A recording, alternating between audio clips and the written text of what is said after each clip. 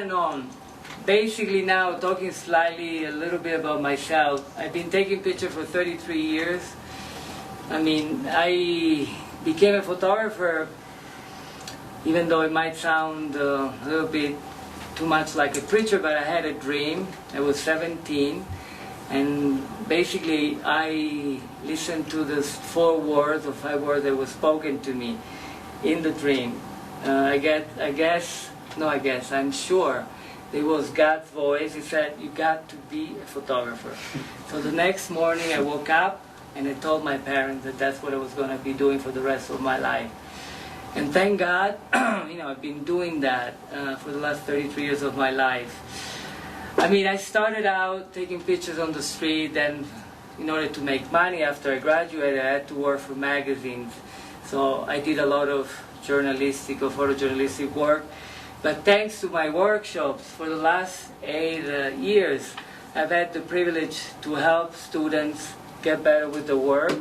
And at the same time, I've been able to just shoot for myself, which is priceless, as you can imagine, because I see a lot of my colleagues, famous ones, still having to compromise their commercial work, which is one thing to make money, and that's something they will have to come to grips with.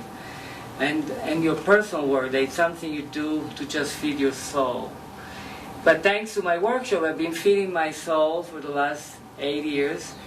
And what type of pictures do I take? I mean, you can say documentary, you can say street photography. I like to consider myself a stray dog, just wandering. So I'm a wanderer. I take pictures. I mean, Sylvia, Eunice, and Kendall have bought my book, and Sylvia has a copy of it here, so you can live through that. I did this work on Cuba, 14 years of my life, which is a long time. So I use in this book the approach of a hunter, of a fisherman looking for fish, looking for catches, but at the same time, meaning I walk on the streets like we did during those 8 days, 9 days, just looking for something that will call my attention. And just grab it, probably don't talk to the people most of the time.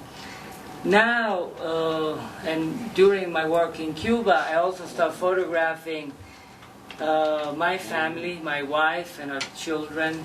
So some of the pictures in the books show that as well. I felt that just walking the street was not enough for me. I wanted to get more intimate. So I did that, and also I became friends with some of the farmers that in the countryside of Cuba, which was one of the reasons I stayed in Cuba for so long. And so when I would take pictures of them, it wasn't just going and start taking pictures without talking to them. There was a beautiful ritual behind all of that.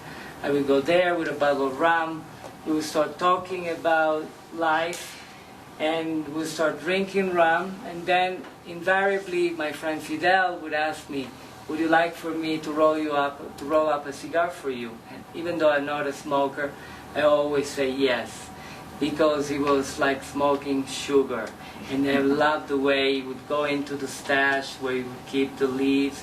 He would start choosing among them, and then he would divine them, and then he would start rolling them up.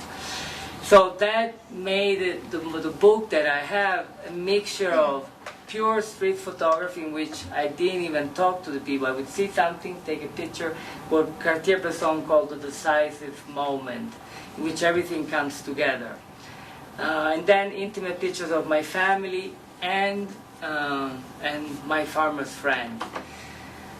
The last thing that I'm going to say is that some of you know that this book was edited by 50 of my students and I, because I believe, like we did today, in communal editing. Even though I have to veto power, I asked for a lot of suggestions, and that's how we made the book.